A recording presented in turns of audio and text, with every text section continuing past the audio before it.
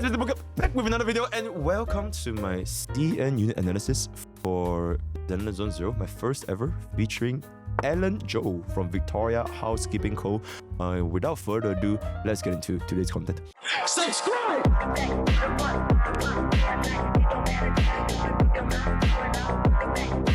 First of all, I just want to say I managed to get right before I am recording this guy as of right now. I actually managed to get Ellen Joe completely free to play, by the way. Yep, your streamer is still completely free to play. I'm very happy that we can actually cook up a guide for you guys. Yeah, I just want to flex that. By the way, do you guys know that I'm free to play? And yeah, we're just gonna move on to what Ellen Joe has to offer right here. First of all, before we move on to the actual unit analysis, I just want to say one thing, which is there has been a little bit of a shift with regards to the Zenless Zone Zero UI.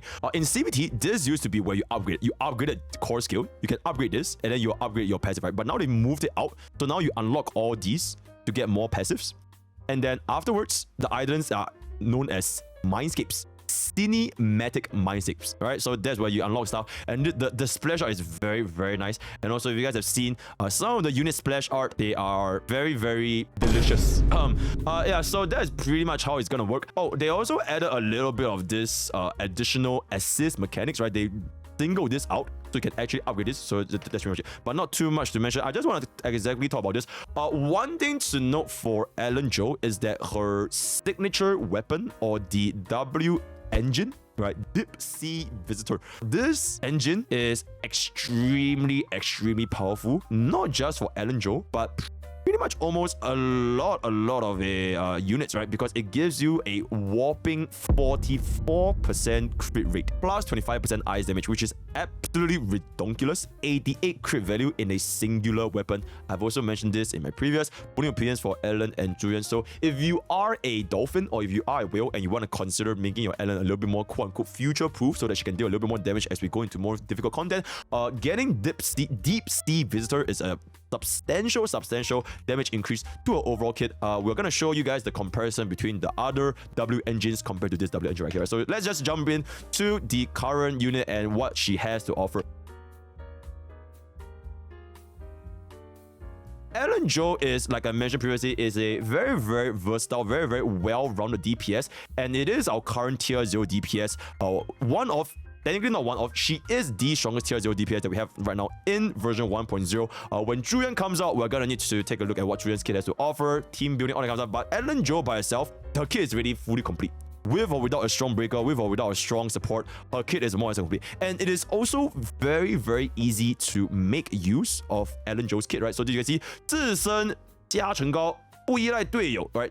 单人成军, you basically just had to rely on herself, and you don't need anyone else, as she can deal the ridiculous amount of damage, right? So very nice, very self-reliant, right? 可以说这个是开荒体验的一个很明显的部分 which is basically mean as a player playing Zenless Zone Zero at the start of the game right now, you are gonna have a vastly different playing experience for an account with Ellen Joe and an account without Ellen Joe, especially if you're gonna be going into like Holo Zero, the level difficulties like level 45, level 50 bosses. Unlike contrary to popular belief, it does get increasingly more difficult, and an account with Ellen Joe is going to have a much easier time, not to mention in shield defense as well, right? So that's going to be there. And now introducing Ellen Joe's main DPS output and how you exactly play her. Double dash, you enter in this little state where you can start deflecting bullets, and then you can use this dash attack very nicely. And then after you press attack, it's going to be another quick little slice, and then if you press and hold, it's gonna be charging up. It's gonna be like Guinevere from League of Legends, right? So you can see again, it's a little bit like Guinevere when she opens up this little thing, and you get one stack of this little vortex over here, right? You can see this over here. I'm not sure you can see this one stack of vortex, which is gonna be the integral part to Ellen Joe's kit. Her kit essentially revolves around charging up vortex, and vortex buffs your basic attack. So she has enhanced basic attacks, which consumes vortex.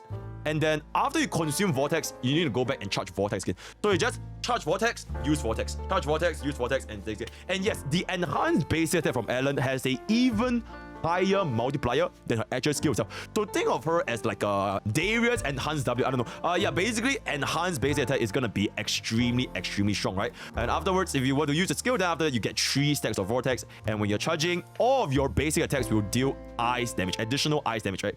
Very big increase in damage output. In fact, usually you want to stack on your skills, charge up your vortex, and okay, I'm not going to repeat myself, right? So this is the part where we say she does not need to rely on teammates, because you can essentially make Ellen stay on the field almost permanently. No change to support, no change to breaker, even though that is not optimal, it is not optimal, but you could. She can permanently stay on field, and you can just keep charging up and using these vortexes to deal a ludicrous amount of damage by herself, right? You can constantly 一直在场上出出 very very nice, very very nice. And also one good point about Ellen is that her skill, or rather her EX skill, is only 40 energy, which is the lowest in Xenozone Zero, which allows her to cycle between her enhanced basic attack and her skill very very quickly. Like I mentioned in my beginner's guide, most units in Xenozone Zero, their EX skill costs either 40 energy, 60 energy, or 80 energy. So for example, Soldier 11 costs 80 energy, which is very very high. But Ellen is gonna be 40 energy. So her cycles, her rotations is very very quick. So well played developers, well played for building such a bastard ass unit. Absolutely insane. She also has a enhanced skill, which is crazy. So basically how this enhanced skill works is, after you press your skill one time, if you have enough energy to do a second enhanced skill, she'll do a very very big tail swipe, which does nuclear damage. And also when you cast the skill once, you instantly enter into the third stage of your basic attack. So this applies to both skills, right? So your normal chain is 1, 2, then 3, 4. You know, like Warring Waves, Jingxi. If you quick swap into Jingxi, you instantly cast into your E3 call going forwards. Ellen the same. After you cast the skill once, you instantly get into the third set of basic attack. And with the Barge of Vortex, it is a very very quick DPS momentum, DPS cycle, DPS output, right? So that's gonna be this. Then this is the enhanced skill. Very very very big AoE. So this is the first skill usage. And if you have still enough energy to use your second skill, that's when you can press it again to do the second enhanced skill for very, very, very big AoE. So she can deal with AoE, she can deal with mobs, she has burst damage from an enhanced basic attack, she has burst damage from a skill, and a very, very wide AoE if you were to ever get into that situation. And as you can see here, now we do have 5 stacks. So then after this, you're gonna go into enhanced basic attack. All the so her cycle rotation feels very, very, very smooth, right? If you have no energy left, you basically deal your enhanced basic. So you can see every single time she does a basic attack, she's gonna consume this little stack over here. So very, very chill. And then if you do have energy, let this go, buff up your charges, and then you just continue rotating, right? So very, very easy to use, very, very easy to understand, right? So that's gonna be that. Additional ability, Rising Storm, absolutely insane. When any other of your characters share the same attribute of faction, this can be Ice attribute, which is a Sokaku, same faction like Kaon, right? Deals ice damage equivalent, subsequent ice damage increased by 3% for 10 seconds up to 10 times, which is a 30% ice damage buff, and it resets the duration. So if you are gonna be continuously using Ellen, this 30% ice damage buff is pretty much going to be permanent. So very, very nice. Free 30% ice damage buff. Why the fuck not, right? This is the other one, which is if we use a charge scissor during the dash attack, Arctic Ambush, or Flash Freeze charge to activate basic attack, which is basically the enhanced basic attack, we get a 50% crit damage buff for our skill. And this goes all the way up to 100% crit damage buff. I think this level 7 might be a lot behind dupes. I'm not exactly sure. But it is a very, very big bump to both her own crit damage as well as the ice damage percentage. This one doesn't rely on anybody. This one, you do want to run someone with the same attribute of faction, right? For the most part, I would say that Ellen's core ability, this additional ability, it is quite significant. So you do want to try and run Sokaku, which is really get her for free. No reason not to run her. So it works very well with Ellen, or like Kaon in the same faction. Or you can even run Hue or Rina because they are the same faction, right? So all these can work. So try to trigger this as much as you possibly can. Okay.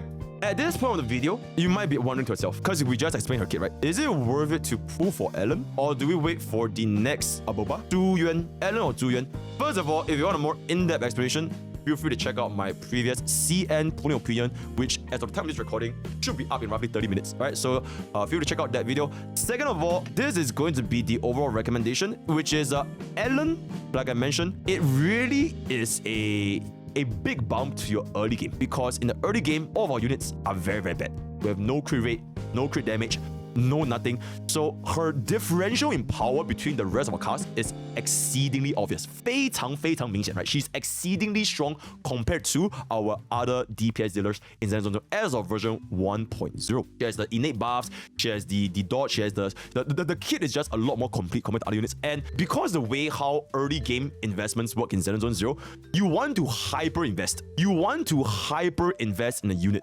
Because in CBD3, players often did not have enough resources to invest in multiple units in the same team. You just simply did not have enough resource. Whereas for Ellen, if you simply hyper invested in Ellen and you leave the rest of your supporting class, your supports and your breakers at like 10 levels below or even 20 levels below, they can more or less get the job done.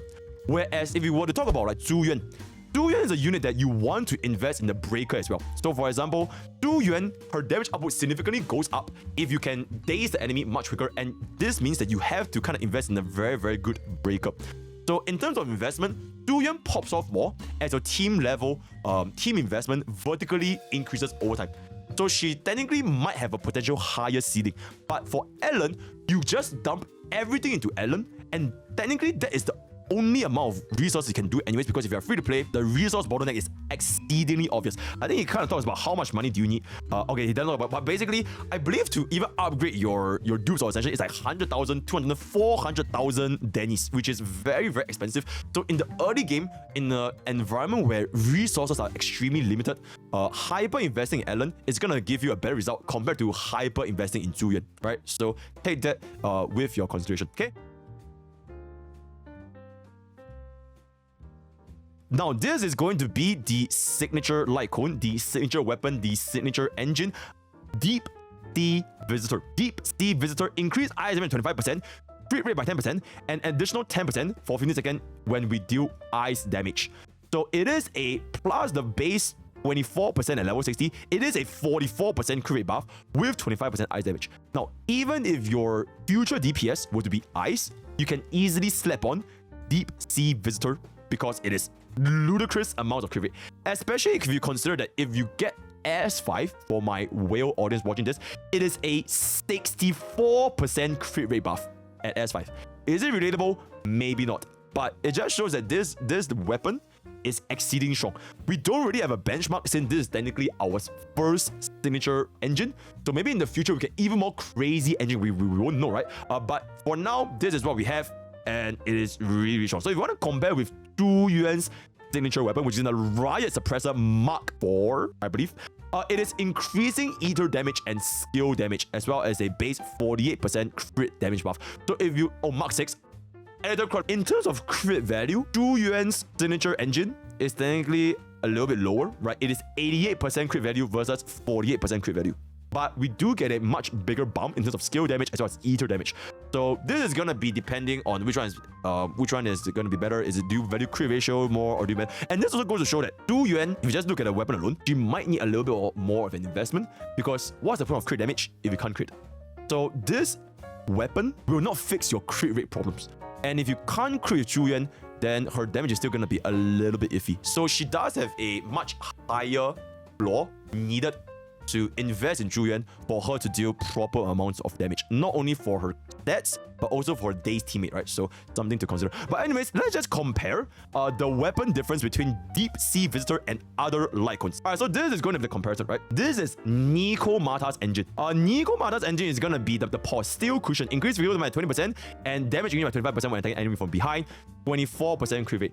This is a 22.1% drop off compared to the signature weapon for Ellen. And this is, if you don't consider back hits, back steps, back shots, it is a 75.5, which is almost 25% worse than the standard weapon, right? So this, and this is going to be Soldier 11's weapon, right? The Brimstone, 79.4%, which is going to be this over here, the Brimstone.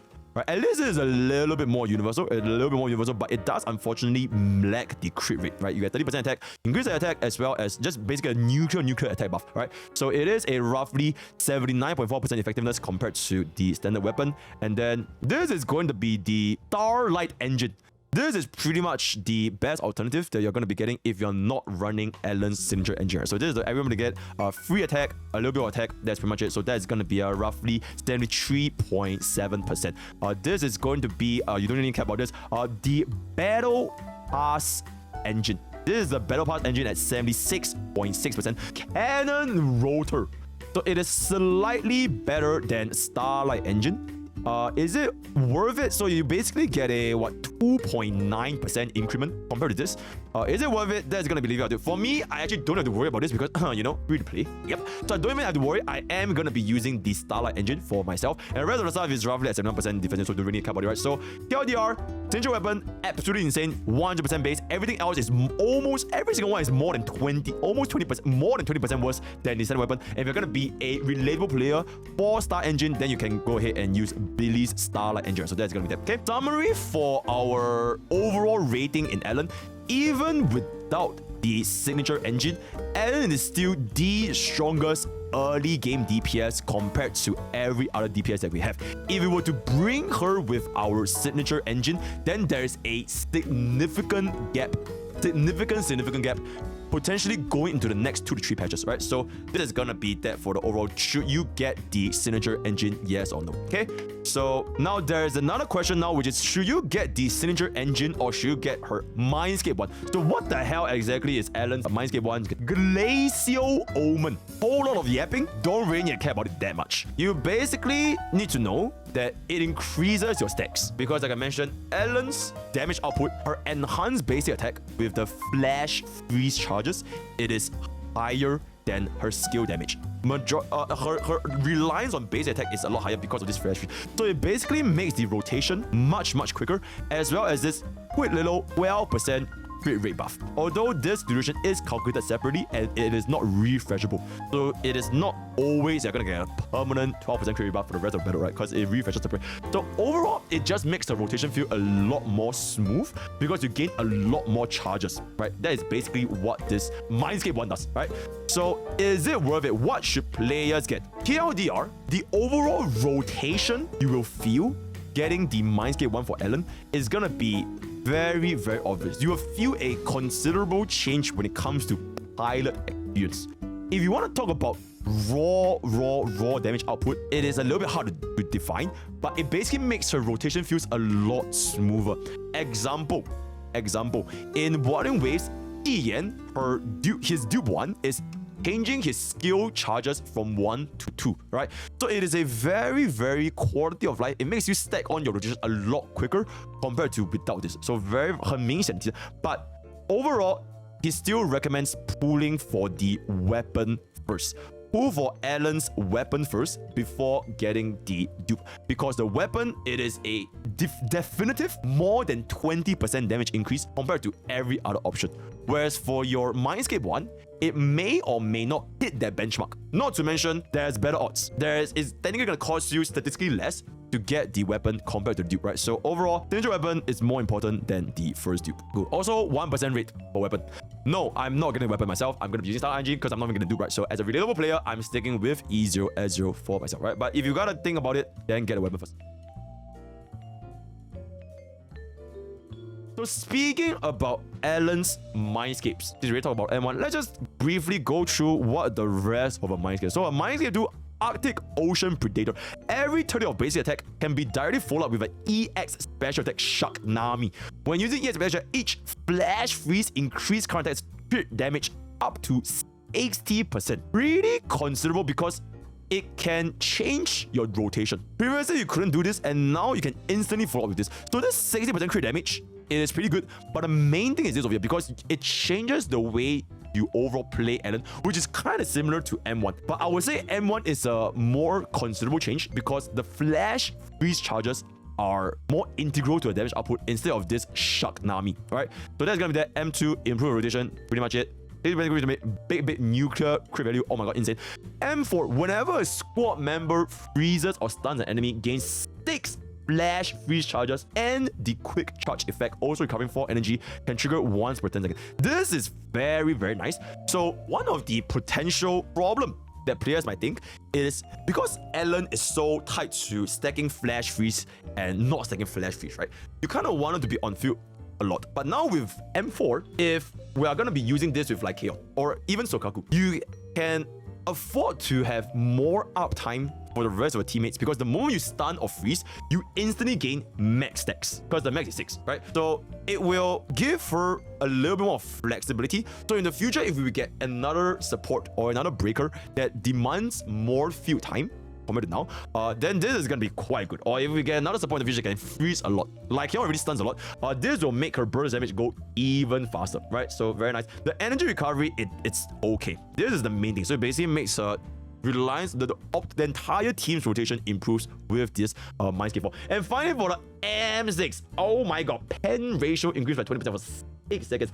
I think we don't really need to know why pen ratio is always going to be very good in a gacha game. Defense, this is basically defense penetration, how much percentage of your defense you're going to know. So this is always going to be good. Also, brand new ability, gains 1 stack of the Feast Begins, up to a maximum of 3 stacks. With the stacks of the Feast Begins, using a charged Citadel attack during dash attack, Arctic Ambush consumes all stacks, increasing damage by 250%. For now, I would say it is a little bit hard to truly gauge how strong this M6 is, because we haven't reached the stage where we tackle the absolute most nuclear difficult content, right? So a little bit out of gauge.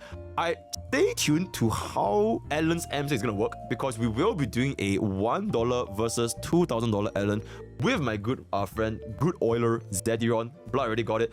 So stay tuned to see exactly what this 250% money does. Because at the end, oh my god, it's insane, change everything. But seeing is a believing, so stay tuned.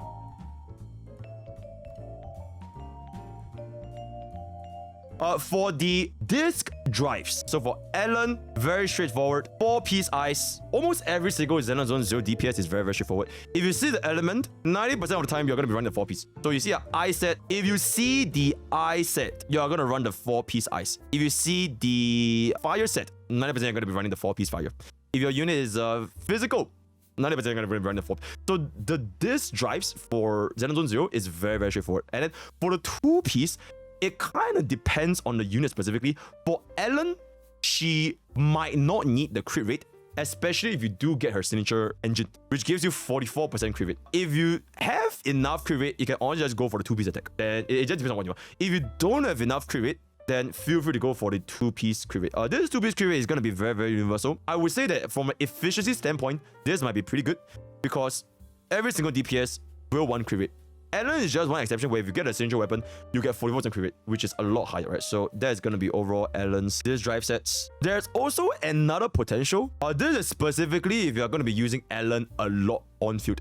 You can consider running 2-piece energy regeneration for 20% energy regeneration, so that you can cast the skill a little bit more and you transition to the flash free stacks a little bit more often. So that's going to be depending on your player experience. But if you have a very good 2-piece energy regeneration with like great crit subsets, then you can consider running this as well, right? So yep. For your main stats, 1, 2, 3 completely fixed. So HP, attack, defense, nothing changes. Just try to get as good subsets, then you pretty much you can. For your 4, 5, 6, your 4 slot is basically your double crit, right? Your crit damage. Your 5 slot is usually going to be your elemental damage, right? Your elemental damage, your fire, electric eyes, whatever. It also has the pen ratio, but because your pen ratio is very, very low, then it doesn't really see a lot of impact. So most of the time, you do want to just take on as much elemental damage as possible. Then for your slot 6, it's kind of like your ER rope, your rope in Hongi Starbucks, right? Your attack percentage, defense percentage, energy regeneration, impact, break effect. Oh my god. So this is basically your energy regeneration rope, right? So this, for Ellen, you do want to most of the time run attack percentage. If you do want it, you can also run energy regeneration if it's insane subsets, or if you want to just do a better regeneration. But if you want absolute highest burst damage, then attack percentage will be most of the time the go-to, right? So crit damage, ice, and attack percentage will be the main slots. Then subsets is usually the same, right? Crit damage and pen ratio, very, very standard, so not much to talk about it. This is the comparison between crit rate, crit damage, and attack percentage. You can see that for the difference between both, it is actually not that high if you factor in all these criteria. In the early game, I would say because your crit is just like dog shit, right? You can consider just going all in attack. But this does consider that you want to get this signature weapon. So if you don't have the signature weapon, which means you lose 44% crit rate, getting double crit might be a little bit more beneficial, because this is assuming that you do have the signature weapon, right? So overall, the difference is kind of minor, but take that as you will. Okay, this is the team building stuff, but I'm gonna be talking about this a little bit more in the team building section. Generally speaking, team building, not just for Ellen, but for all units in general, you want a DPS, and you want a breaker, and you want a support. There is another potential, which is running 2 DPS and 1 breaker, especially if you are going to be in a situation with off element. So if the enemies, they are very strong against ice, you can just swap to a second DPS and go for it while you still break enemy. Because in, for example, shield defense, right? Different stages in the same floor, different waves have different elements. So you might be facing a situation where your NS is not going to do a lot of damage. So this is the potential situation, but it also consumes more resources because now you need to raise both DPS at the same time. I'm not going to be talking about this a lot. Save this for the next team building video, right? So